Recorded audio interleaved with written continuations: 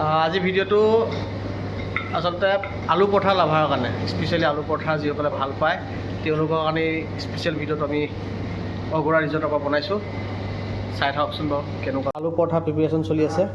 কি কৰা হৈছে দিয়া এইটো? আলুটো বৰ ধুনীয়াকৈ সানি লৈছোঁ।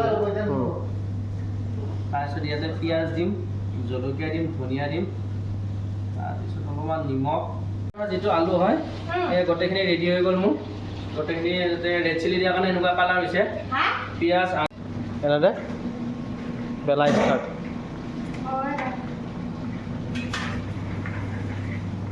আৰু তাৰপাছতে টাৱাত দিব ন?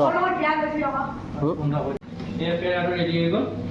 ইয়াতে এতিয়া আলু দি দিম।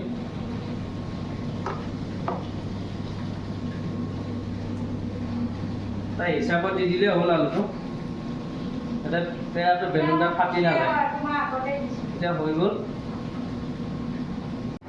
এতিয়া বেলা ৰেডি হৈ গ'ল। এতিয়া টাৱাত দি দিছোঁ আলু পৰঠাটো। কি দিছা হেৰিত? ৰিফাইন দি দিছোঁ, এটা বাটাৰো দিব পাৰি। বাটাৰো ইউজ কৰোঁ, বাটাৰ ৰিফাইন সমানে ইউজ কৰোঁ। অলপ কিমান টাইম ভাজিব লাগিব? অলপ আৰু আপোনাৰ 5 মিনিটমান টাইম দিয়াৰ পিছতে হৈ যায় আৰু। ফাইনেলি আলু পৰঠাটো ৰেডি হৈ গ'ল। আপোনালোকক এতিয়া দেখাই আছোঁ আলু পৰঠাটো। ভিডিঅ'টো চাই থকাৰ কাৰণে বহুত বহুত ধন্যবাদ। আগলৈকে লগ পাম আকৌ।